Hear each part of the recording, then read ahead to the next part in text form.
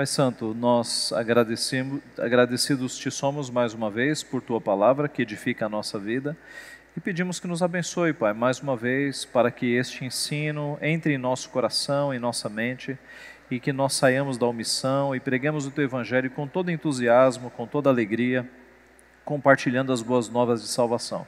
Abençoa-nos neste estudo, edifica a nossa mente, livra-nos dos erros, ó Pai, das muitas vozes que não têm amparo na Tua palavra, torna o nosso coração e o nosso pensamento cativo à Tua palavra. É o que nós pedimos agradecidos, em nome de Jesus. Amém. Muito bem, então vamos tratar sobre este assunto, os erros da evangelização atual. Como tem sido a evangelização hoje no meio evangélico? Então, geralmente, as pessoas usam frases assim, tá? E eu usei algumas delas no passado, erroneamente, antes de conhecer a palavra de Deus com profundidade, tá? Então, o primeiro erro é você pregar o evangelho falando Jesus te ama para as pessoas. Mas como assim, pastor, isso é errado? É errado, por quê? Porque na Bíblia, nenhum discípulo de Cristo pregava o evangelho assim. Antes de Cristo, João Batista não pregava o evangelho assim, Jesus não pregava o evangelho assim, e os discípulos não pregavam o evangelho assim. Você não encontra. Então Pedro aproximou-se da multidão e disse, Jesus te ama. Isso não existe, gente. Isso é invenção dos nossos tempos, tá? Não há respaldo bíblico. Esse é o primeiro e grande motivo. E qual é o segundo motivo? Ora, Deus, há um sentido em que Deus cuida de toda a criação. Em Mateus 5 é dito que Deus faz cair a chuva sobre justos e injustos, né? Então Deus cuida da criação. Mas em termos de amor final, Deus amar uma pessoa para salvá-la, Ele não ama todo mundo. Porque se Deus amasse todas as pessoas do mundo, não existiria inferno, todas as pessoas seriam salvas. Então é um equívoco você parar uma pessoa na rua e dizer, Jesus te ama, porque pode ser que Deus não ama aquela pessoa. Eu sei que isso é meio estranho e meio duro, mas é a realidade dos fatos. Nós temos na Bíblia um Deus que ama e que odeia. Você se lembra de Paulo falando sobre Jacó e Esaú? O que ele diz lá? Amei a Jacó e me aborreci de Esaú. Aborreci é um eufemismo para odiei mesmo. Tá? Então nós temos um Deus que ama e um Deus que odeia. É por isso que existe inferno. Então, e outra coisa, você para uma pessoa na rua e fala, ei, Jesus te ama. Aí a pessoa fala, bom, então, tranquilo, vou viver a minha vida como eu sempre fiz. Se fazendo as atrocidades que eu faço, Jesus me ama, Ele me aprova. Qual é o sentido de evangelização, de mudança de vida, quando você diz Jesus te ama para uma pessoa?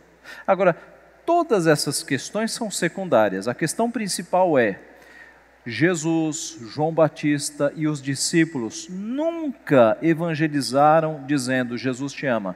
Como é que eles evangelizavam? Arrependei-vos dos vossos pecados, porque o reino de Deus está próximo. Essa é a maneira de evangelizar. Arrependa-se dos seus pecados, porque o reino de Deus está próximo. Tá? Esse é o exemplo bíblico que nós temos. Outras variações. Deus tem um plano maravilhoso para a sua vida. Você sabe disso? Você lê a mente de Deus para dizer para a pessoa que Deus tem um plano? Deus tem um plano para a vida de todo mundo. E para a vida de alguns é o inferno. Tá? Então não diga Deus tem um plano maravilhoso para a tua vida. Ele quer te dar paz, alegria e salvação. Olha, de fato Deus dá paz, alegria e salvação para aqueles que se arrependem dos seus pecados e confiam em Cristo. Se você falar assim, está correto.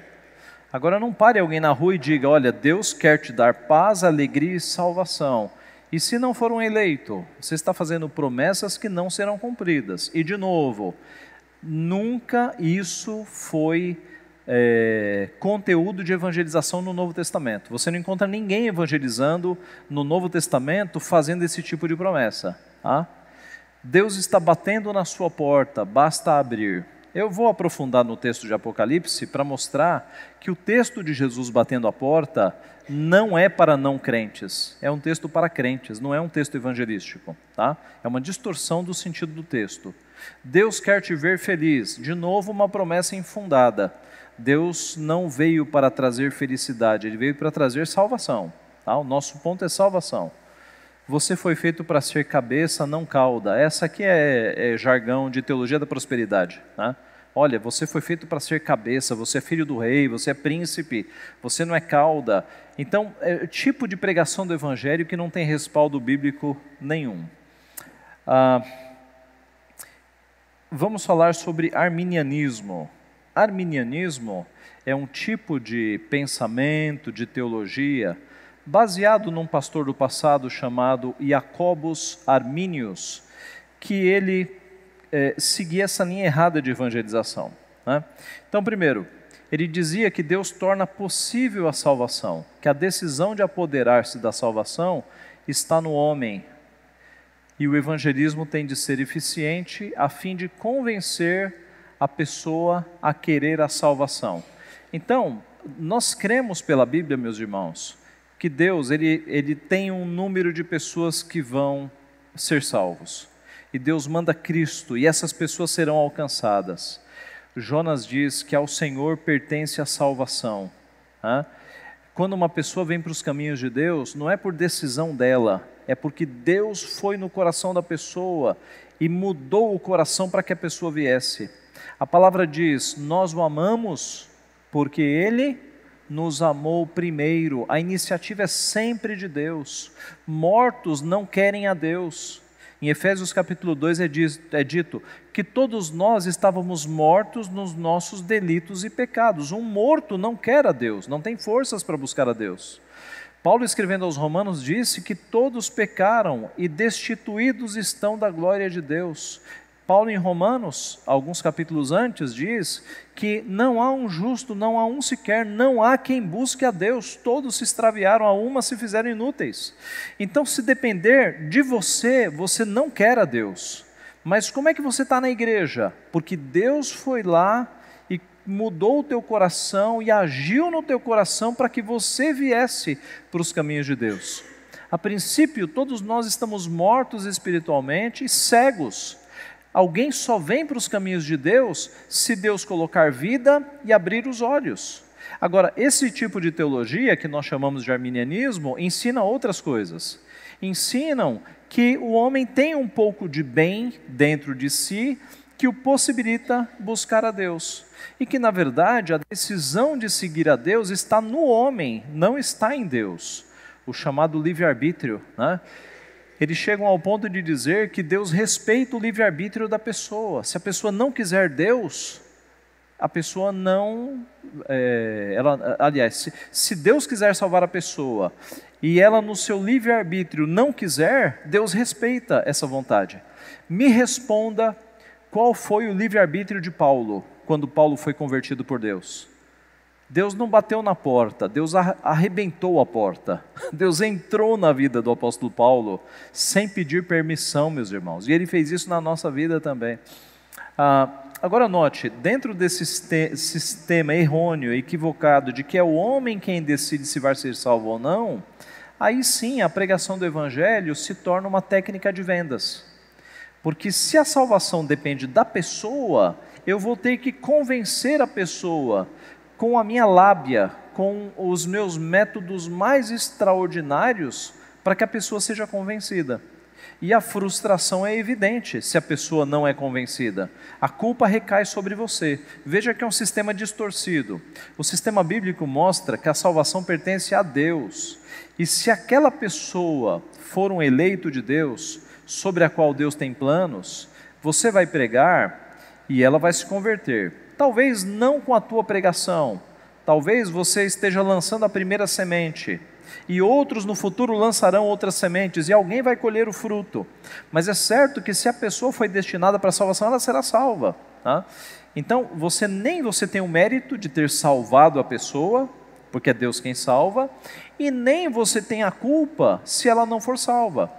Se você anunciou o evangelho com fidelidade, É Deus que vai fazer a obra de salvação ou de condenação. No sistema arminiano, está tudo nas tuas costas, sobre você. De forma que quanto mais emocional e convincente for o método, melhor. Afinal, é a vida eterna da pessoa que está em questão. Então, apelos emocionais, métodos, técnicas, tudo que puder ser feito para convencimento da pessoa é bem-vindo, inclusive arapucas, armadilhas.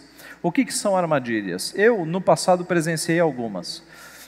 Eu era de uma igreja que não era muito firme teologicamente no passado, né? Presbiteriana. E uma vez, a direção da igreja convidou uma cantora evangélica. Na época não havia gospel, isso é um fenômeno posterior. Mas convidou uma cantora evangélica, e aí num culto de sábado, essa cantora evangélica, ela cantou várias músicas até bonitas, e a igreja foi direcionada para levar o máximo de visitantes. E nós o fizemos. Eu era um adolescente na época. A igreja cheia de visitantes. E depois de cantar muitas músicas, essa mulher fez um apelo lá na frente, tão emocional, que a frente da igreja encheu. Umas 80 pessoas foram para a frente da igreja. Nós, membros, ficamos efusivos, super alegres, porque a gente pensou o seguinte: a nossa igreja vai ter um acréscimo de 80 crentes. A gente ficou super alegres. E eu mesmo, adolescente, eu fazia parte do grupo de evangelização, tal. Então, depois que essas pessoas foram à frente, elas foram conduzidas a um salão social que ficava embaixo da igreja. E aí eu fazia parte da equipe que ia dar os primeiros passos para aqueles convertidos, para que eles firmassem na fé. E nós assim o fizemos. A questão é, meus irmãos, que no domingo de manhã, me diga, dos 80, quantos apareceram na igreja? Dê um chute aí. Nenhum dos 80 que foi lá na frente, dizendo ter recebido Jesus Cristo, apareceu depois. Isso foi altamente frustrante. Mas por que eles não apareceram? Porque eles foram lá para frente, não foi na base de uma conversão genuína e verdadeira. Houve uma manipulação emocional. E na manipulação emocional eles foram lá para frente, entendeu? Então veja qual é o perigo de você usar métodos emocionais ao invés de usar a pregação da palavra. Arrependa-se dos seus pecados, creia em Cristo e você será salvo. A manipulação emocional é outra coisa. Tem fundo musical, tem palavras chavões que vão ali construindo emocionalmente um cenário, um ambiente. E veja, meus irmãos, manipulação emocional dá certo. As pessoas, há pessoas que são facilmente manipuladas emocionalmente, né? Isso dá certo. Eu, na mesma época, numa igreja do mesmo presbitério, eu acompanhei outra armadilha. Essa foi mais elaborada. Eles chamaram um pastor para pregar, o pastor fez, e a igreja estava cheia de visitantes também. O pastor fez um sermão muito emocional, e aí no final colocaram uma música de fundo, e o pastor ficou apelando, mas na verdade o apelo dele foi uma armadilha. Foi assim, ele falou no final do sermão, ele falou: olha, eu gostaria agora que todos fechassem os olhos e repetissem a oração que eu vou orar.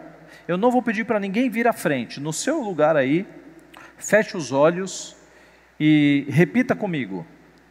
Aí todo mundo fechou os olhos, inclusive os crentes, e repetiram a oração dele. A oração dele era: perdoa os meus pecados, eu te recebo como Senhor e Salvador, uma oração assim, digamos, de conversão. Aí ele falou, ainda com os olhos fechados, eu gostaria de pedir que quem fez essa oração com fé, levante a mão. A igreja inteira levantou a mão, até os crentes tinham feito oração. Aí ele falou, permaneça com os olhos fechados, agora eu vou pedir um passo de fé, que você se levante e venha até a frente. E eu pensei, ele tinha dito que não ia lá na frente, né? Mas aí, meus irmãos, os crentes não foram, os não crentes se viram constrangidos a ir lá na frente, e foi uma festa, porque aparentemente um monte de gente havia se convertido. Mas não, meus irmãos, isso é um tipo de arapuca, de armadilha emocional. para levar pessoas lá na frente, como se ir à frente de uma igreja fosse conversão. Conversão é muito mais do que levantar a mão e vir à frente de uma igreja, meus irmãos. É você decidir racionalmente e com o coração que você está arrependido dos seus pecados e agora vai seguir a Jesus Cristo. Que Cristo te salvou e você vai segui-lo. Isso é conversão. Então, o meio evangélico está cheio de arapucas emocionais que não são verdadeira evangelização. Tá? E isso motivados por esta teologia arminiana, né, criada por este indivíduo, não criada, mas antes dele já houve quem defendesse as mesmas ideias, mas que está tão presente no meio evangélico. Evangelistas se tornam semelhantes a vendedores nesse sistema, porque você tem que ter lábia para convencer a pessoa de que ela deve ser salva, tá? Um sistema totalmente equivocado. E aí nós chegamos num folhetinho que não sei se é popular nos nossos dias, mas eu usei muito, equivocadamente, que são as chamadas 4 leis espirituais. Eu acho, bom, hoje os crentes evangelizam pouco, né? Mas no passado esse era um folheto muito utilizado na evangelização, com alguns equívocos. Ele tinha lá 4 leis espirituais. A primeira lei: Deus ama você e tem um plano maravilhoso para a sua vida. E a pergunta é: alguma vez Cristo ou os apóstolos evangelizaram assim? Você tem algum versículo de algum discípulo dizendo: Deus ama você e tem um plano maravilhoso para a tua vida? Zero. Não é abordagem bíblica ensinada por Cristo aos discípulos. Eu posso dizer isso a alguém que talvez vá para o inferno? Eu não sei quem são as pessoas que vão para o céu e vão para o inferno. Eu posso fazer uma promessa dessa para alguém que eu não sei qual é o destino eterno? É muito precipitado. Deus tem um plano maravilhoso para a sua vida. Eu posso afirmar isso? Eu não posso, eu não sou onisciente. Eu não sei qual é o plano de Deus para aquela pessoa. A segunda lei espiritual: o homem é pecador e está separado de Deus. Por isso não pode. A primeira parte está certa. O homem é pecador e está separado de Deus. Agora a segunda: por isso não pode conhecer nem experimentar o amor e o plano de Deus para a sua vida. Também está correto, né? Mas quando você prega desta forma, você está conduzindo a pessoa a crer: ele tem um plano, né, de amor, eu posso experimentar o plano de amor para a sua vida. Eu posso garantir que a todas as pessoas que Deus tem um plano de amor para elas? Certamente não. Terceira lei: Jesus Cristo é a única solução de Deus para o homem pecador. Correto? O problema é quando você individualiza.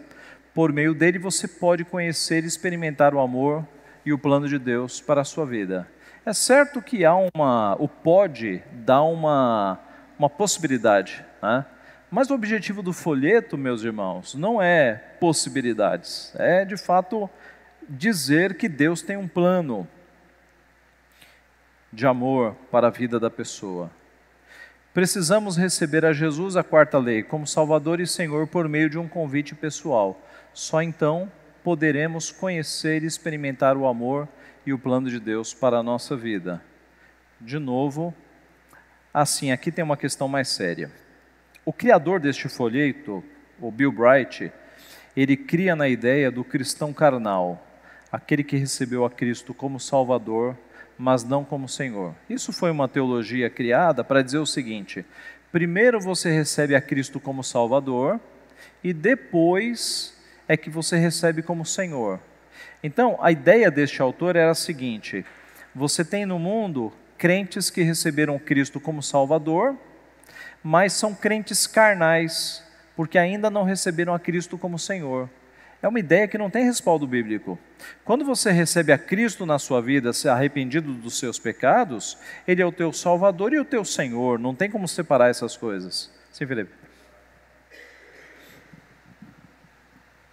No ensinamento pentecostal tem essa divisão também. Interessante. Eles creem que a pessoa recebe Jesus como Senhor, justificação, e a plenitude do Espírito vem depois. E não tem base para isso. Isso é ensinado as pessoas que já são cheias do Espírito Santo continuam a buscar mais o Espírito Santo, mas por obediência, como se fosse uma obrigação. E não existe isso, né? Ou cristão. O cristão é cristão porque ele tem o Espírito Santo. Não existe cristão sem o Espírito Santo. Exatamente. Você não pode separar, né? Não pode separar. E quanto a Cristo, ainda há essa subdivisão, né? Primeiro você recebe como Salvador e depois como Senhor. É equivocado, irmãos. Se Cristo é o Salvador da tua vida, Ele é o Senhor da tua vida, Ele é o dono da tua vida. Você não pertence mais a si próprio, nunca pertenceu, né?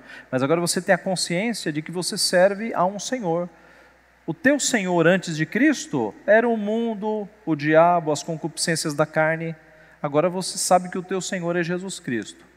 Então, havia essa ideia de cristão carnal, era um folheto de fato com vários erros. E quando se explica aqui essas três coisas, precisamos receber a Cristo, contudo aos que o receberam, aos que creram no seu nome, deu-lhes o direito de se tornarem filhos de Deus, tudo correto. Recebemos a Cristo pela fé, correto também, pois vocês são salvos pela graça por meio da fé, isso não vem de vós, é dom de Deus, não por obras para que ninguém se glorie, tudo certo.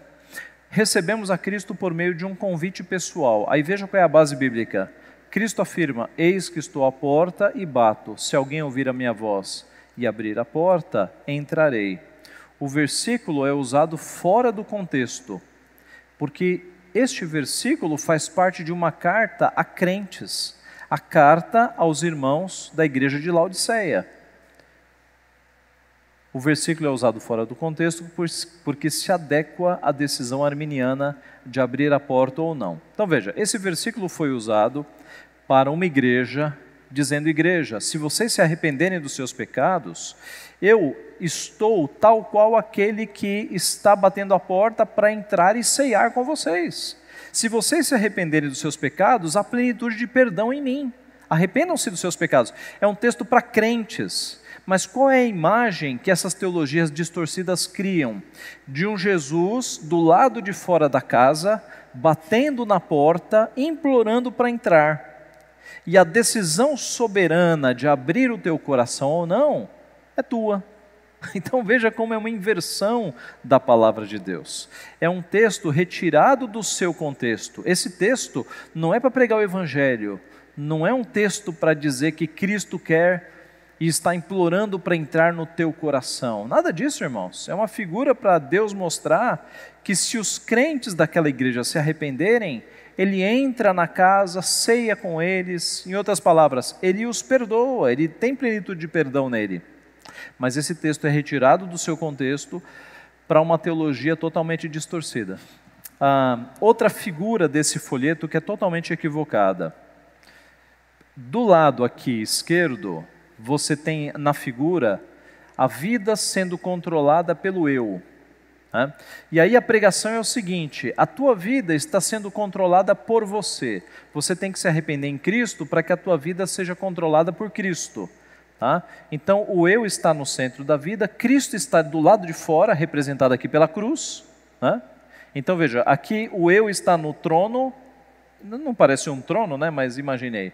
E Cristo está fora. E lá, Cristo assume o trono e o eu fica de ladinho. Ações e atitudes controladas pelo eu, resultando em discórdias e frustração. E ali você tem a vida controlada por Cristo. Cristo no centro da vida, o eu fora do centro, ações e atitudes controladas por Cristo. Qual é o equívoco aqui, meus irmãos? Quem controla a vida do não crente? É Deus.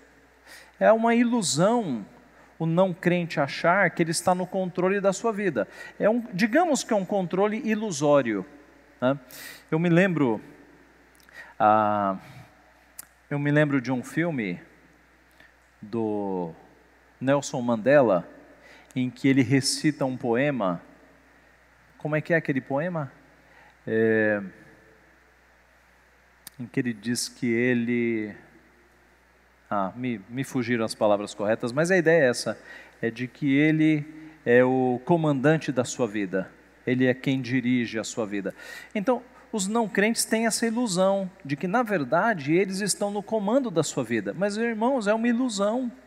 Porque quem comanda o universo e quem decretou, inclusive, o dia do nascimento deles e o dia da morte deles, e quem comanda todos os acontecimentos é o próprio Deus. Então, é ilusória essa ideia de que sem Cristo você está no comando da sua vida. Não, você está na ignorância de que há um Deus que está comandando a tua vida, mesmo que você não saiba. Tá? Então, de fato, é um folhetinho bem deturpado. E aí tem uma oração para receber a Cristo. E essa é uma questão também, e eu caí muito nisso. A ideia de que se você chamar uma pessoa e ela fizer a oração com as palavras mágicas, ela está convertida. Então, se a pessoa declarar, eu me arrependo dos meus pecados e eu creio em Cristo para a salvação, a pessoa está salva. Irmãos, não é assim. Nós temos tantos políticos que, para agradar o eleitorado, sobem no púlpito de uma igreja e dizem que estão convertidos. Eu me lembro de uma cena patética de um político, um prefeito de São Paulo.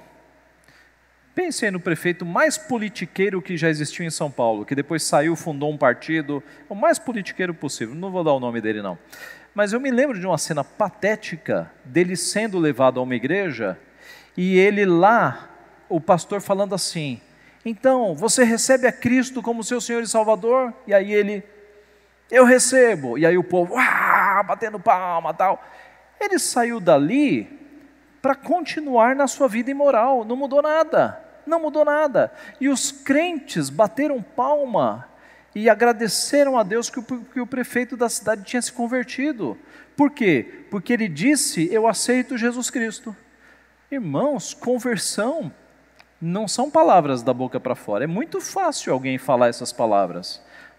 Então esse método de que você faz lá as etapas, e aí a última etapa é fazer com que a pessoa repita uma oração, isso é tudo muito artificial, tá? Isso não mostra uma conversão verdadeira. Conversão é quando o Espírito quebra o coração da pessoa e a pessoa, ela de fato se rende aos pés de Deus. Não é você artificialmente fazer a pessoa recitar palavras mágicas, como se caísse um raio do céu quando as palavras mágicas são ditas e a pessoa é convertida. Isso é de um simplismo, é de uma ingenuidade que foge muito do método bíblico. Tá? Então, conversão é muito mais do que fazer uma oração.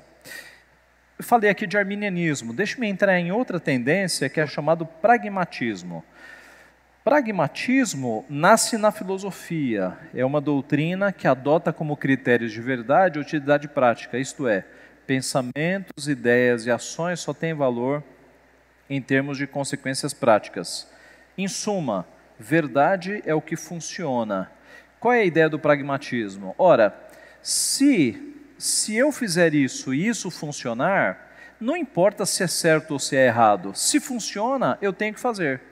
Veja que essa decisão, ela é tomada tanto na casa de uma pessoa, quanto na ONU, num governo. Né? Imagine as cúpulas dos governos pensando o seguinte, nós vamos invadir aquele país, isso é certo ou é errado? Geralmente a discussão não passa nesses termos. A discussão passa nos seguintes termos, nós vamos invadir aquele país. Quais serão as consequências econômicas? Será bom para nós economicamente? O certo e errado, isso deixa de lado. O que importa é se a gente vai ganhar dinheiro. Então, o pragmatismo é essa ideia de que eu tomo decisão não pelo que é certo ou que é errado. Eu tomo decisão se isso vai me trazer algum benefício pessoal. Veja, embora essa ideia tenha nascido na filosofia, ela está presente na mente de muita gente. Tem muita gente que só faz o que é certo, porque se não fizer o certo, vai ser preso, entendeu? Ou vai receber uma reprimenda. O crente, ele faz o certo porque é certo, porque ele quer agradar a Deus, não porque ele vai ter algum benefício financeiro envolvido. Trazendo isso para a igreja, se um culto mais aberto enche a igreja, façamos. Então, se eu fizer, ao invés do culto, um show, e isso encher a igreja, vamos fazer um show.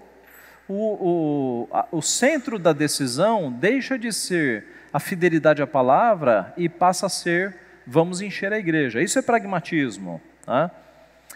Eu tenho alguns autores aqui falando de pragmatismo.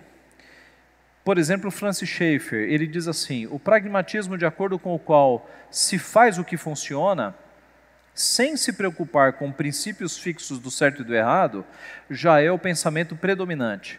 Tanto nos assuntos internacionais, quanto no que diz respeito ao lar, o critério mais amplamente aceito é a conveniência, manter-se paz pessoal e a prosperidade do momento a qualquer preço. Então, Francis Schaeffer mostrando que essa tendência já está no mundo.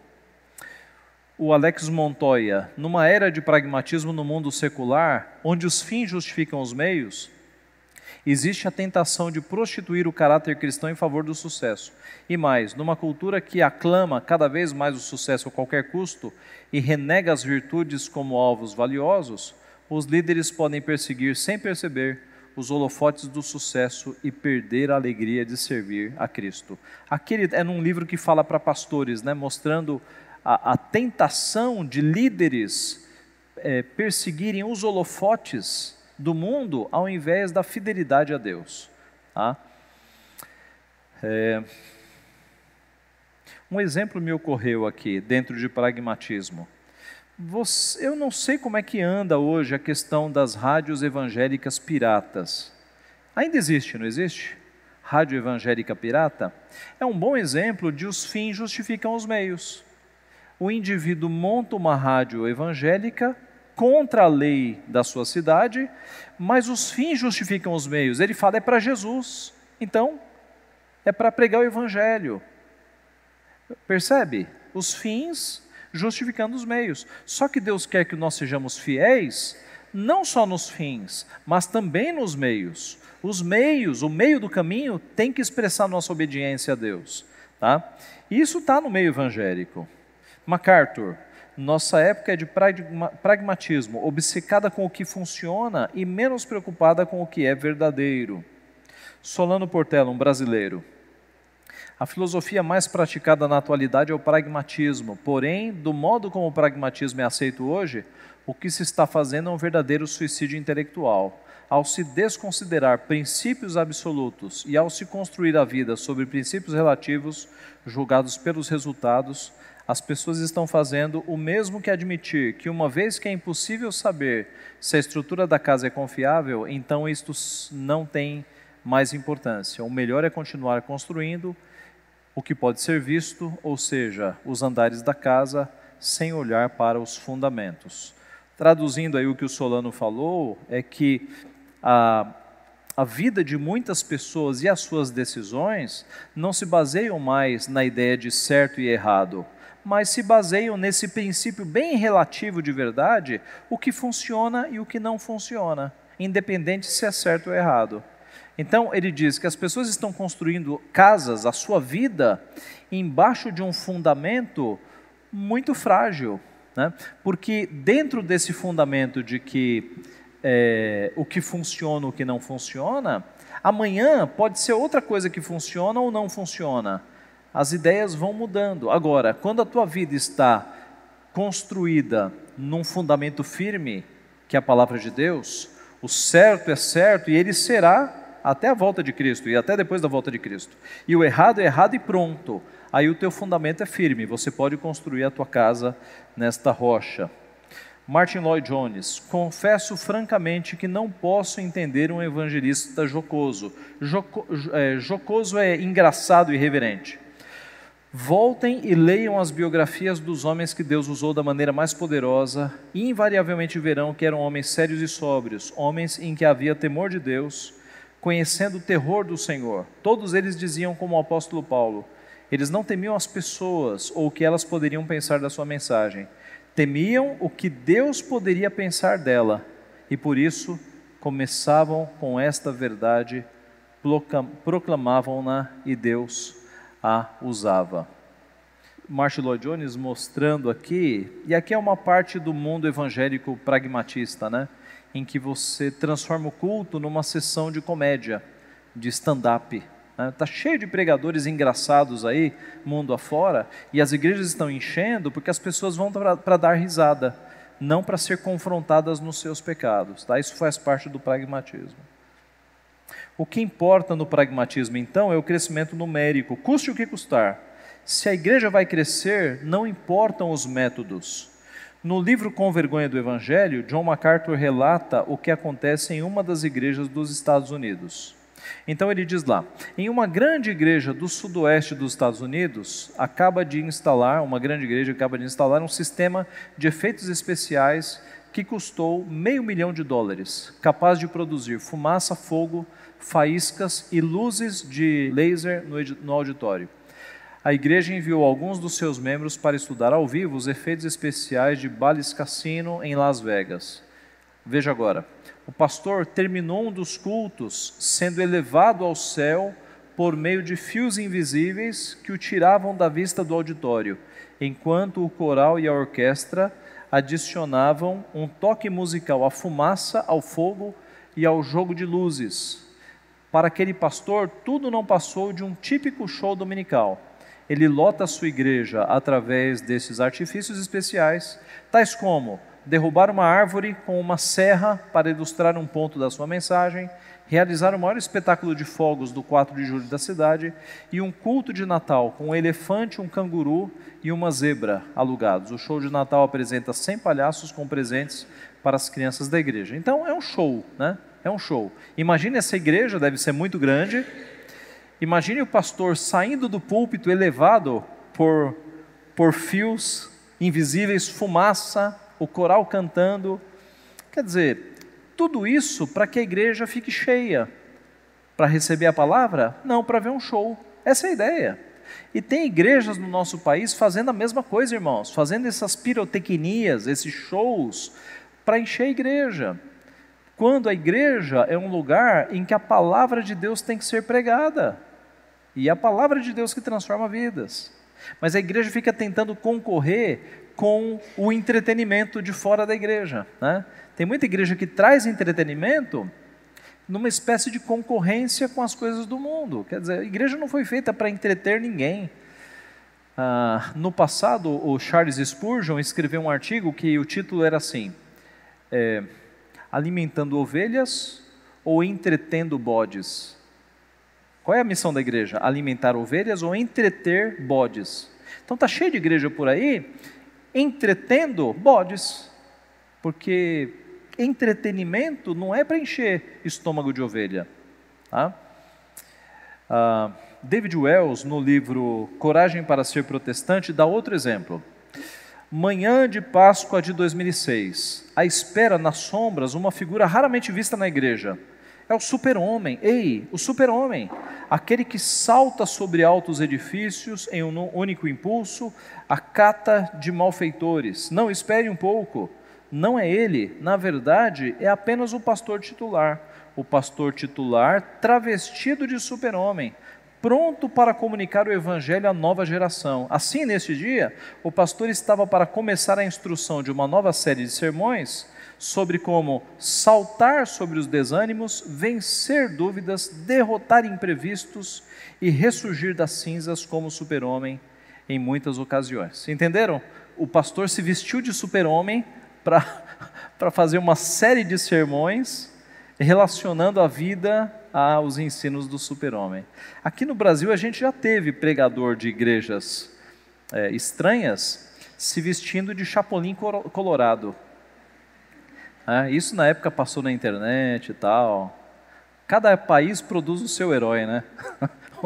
A gente está com o Chapolin Colorado, sim. Então, reverendo, eu acredito que essa é uma dificuldade minha e também de muitas pessoas, porque eu penso que hoje é muito mais, eu falo para mim, difícil pregar o evangelho, porque é uma dificuldade que eu encontro. Há muitos sistemas de crenças, né? Por exemplo, o relativismo, existencialismo, há muitas religiões. Então, às vezes, você lidar com isso, muitas vezes a gente não se sente preparado, né? Às vezes você vai pregar um evangelho para uma pessoa que é É, então, assim, ou então para uma pessoa que é ateia, entende? São um sistema de crenças bem complexos e, às vezes, a gente não se sente preparado para isso. Eu lembro que no meu tempo de pentecostal, eu lembro que no meu tempo de pentecostal eu não tinha essa dificuldade. Eu pregava o evangelho para todo mundo, eu tinha uma coragem, mas hoje, assim, eu conhecendo uma doutrina mais sólida e uma teologia mais saudável, eu encontro mais essa dificuldade. Eu falo, Senhor, eu não entendo o porquê.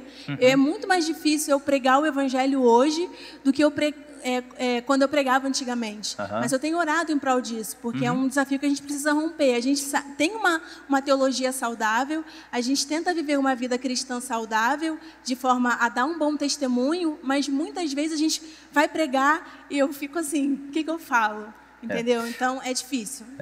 Eu acho que o que ajuda é o seguinte, é justamente a confiança que talvez lá no passado você tivesse, de que a palavra de Deus é sobrenatural. Então, se a palavra de Deus encontrar um coração ateu, não interessa que é ateu, pode ser o maior ateu do mundo. Se Deus quiser, o coração dele é quebrado. É a confiança de que a palavra de Deus não volta vazia. De fato, quando a gente entra num evangelho mais, digamos, racional e a gente começa a entender muitas coisas, a gente tem a tendência de achar que é racional e que deixou de ser espiritual, mas não deixou. O Evangelho de Deus é poder para a salvação. O Evangelho de Deus, ele pode quebrar os corações. Eu certamente, em alguns sermões, já contei a experiência que eu tive de conhecer um presbítero lá em Santa Catarina e verificando a biblioteca dele, eu pensar, puxa, esse presbítero é impressionante o quanto ele tem estudado a palavra. E aí quando eu perguntei para ele a história dele, ele me contou que ele era professor da USP na área de geologia, era um PhD em geologia, era ateu, você imagina um professor da USP, ateu, totalmente ateu, e ele teve uma aluna que era uma aluna, assim, exemplar, era uma moça crente, muito simpática, vivia o evangelho, e era a aluna que mais tirou nota alta com ele. Ele disse, inclusive, que na sua carreira nunca alguém tinha tirado um 10, e a moça tirou. Mas ele era ateu. Então ele gostava da moça, mas ele era ateu. Ele discordava totalmente da religião dela. O fato é que, na formatura, ela pegou uma bela Bíblia, escreveu uma linda dedicatória e deu para ele. Ele, sendo um ateu, recebeu aquela Bíblia e jogou de lado. Passados uns anos, ele foi para a cama de um hospital com uma doença terrível e ele pensou, eu vou morrer. E quando ele pensou, eu vou morrer, ele pediu para a esposa, traga aquela Bíblia. Ele se lembrou da sua aluna, da Bíblia, e pediu, traz aquela Bíblia. E ele começou a devorar aquela Bíblia na cama do hospital. E Deus o converteu na cama do hospital. Ele saiu convertido, encontrou uma igreja presbiteriana e passou a seguir a Deus. E quando eu encontrei, presbítero Pascoal, nós dormimos lá na casa dele, né, Vivi? Presbítero da igreja. Então veja, a ideia da gente pregar o evangelho para um professor da USP ateu é atemorizante. Mas a palavra de Deus não é poderosa para quebrar um coração do homem desse? É poderosa. Então, o que ajuda é a gente perceber que nós podemos estar diante do faraó do Egito ou do presidente dos Estados Unidos. A mensagem que a gente prega não é nossa, é de Deus e ela é poderosa. Tá? Isso ajuda. Ok? Sim, Maria. Eu acho que no meio pentecostal, talvez por usarem a questão de Deus te ama, Deus tem um plano para você, acaba facilitando. Sendo mais fácil, Porque são palavras de amor, de bondade. Ninguém questiona, Ninguém vai chegar e falar assim, você está em pecado, você precisa se arrepender. Então, como a nossa forma de ver a doutrina e pregar acaba sendo aparentemente um pouco mais difícil, duro porque confronta. E difícil porque você confronta. É verdade. Que antigamente no dela, por exemplo, não precisava, verdade. não precisava dessa questão. Eu acho que passa muito por isso. Tem razão. Agora eu entendi. Essa questão dá essa facilidade. Agora, e tem um aspecto também. Se você chegar num grupo de 100 pessoas e disser, olha, Jesus ama todos vocês, você vai ter a simpatia no alto nível, todo mundo vai gostar de você, mas conversão zero. Conversão zero. Agora, se você chegar num grupo de 100 mil pessoas e falar, arrependam-se dos seus pecados, porque com esses pecados vocês estão perdidos, vocês não encontrarão a Deus. O nível de simpatia vai reduzir a muito pouco. Você vai ser super antipática com uma pregação dessa, mas pode ter conversão. Pode ter conversão. O apóstolo Paulo, quando pregou em Atenas e chamou os filósofos de Atenas de ignorantes, pense, você chegar no pós-doutorado da USP e chamar os professores de ignorantes. Foi isso que Paulo fez em Atenas, né? Eles rejeitaram Paulo, mas diz lá o texto que um dos areopagitas se converteu, houve conversão. Então, nível de simpatia zero, mas houve conversão. Então, o evangelho verdadeiro, ele é antipático, ele confronta pecados, mas é só o remédio amargo que pode produzir resultado, conversão. No domingo que vem, nós vamos falar então, porque o nosso tempo acabou, de teologia da prosperidade, tá? Nós falamos hoje então sobre arminianismo e sobre pragmatismo, tá? Domingo que vem eu vou falar sobre teologia da prosperidade e como é um pensamento equivocado esse, de você trazer pessoas para a igreja prometendo que elas vão ficar ricas, que elas não vão mais ter problemas de saúde. É uma enganação, né? Cristo nos chama para salvar a nossa alma, o corpo é secundário, né? A gente vai ver isso no domingo que vem, então, se Deus quiser. Vamos orar? Pai Santo, te agradecemos por tua palavra, te agradecemos porque ela é o teu poder para a salvação, tanto de judeus como de gentios, como nós o somos. Te agradecemos porque o Senhor nos salvou, alguns de nós estavam em outras igrejas e o teu poder nos alcançou, Pai. Nós te louvamos por isso e pedimos da tua graça para que o Senhor nos abençoe e nos ajude a pregarmos o teu evangelho, ó Pai, a tempo, a fora de tempo, com as nossas palavras, mas que este poder que vem do Senhor não pare na nossa vida, que nós o passemos adiante, a fim de que os teus eleitos sejam alcançados pelo Senhor. Torna-nos então não apenas ouvintes da tua palavra, mas operosos praticantes, que ao sairmos destes portões, nós estejamos prontos a compartilhar a nossa fé, o teu evangelho, àqueles que estão, ó Pai, perdidos neste mundo. Abençoa-nos, portanto, ajuda-nos para que a prática seja constante na nossa vida, Pai. E abençoa-nos neste dia consagrado ao Senhor, que seja um dia de descanso, um dia de busca pelas tuas coisas. É o que nós pedimos agradecidos e em nome de Jesus. Amém.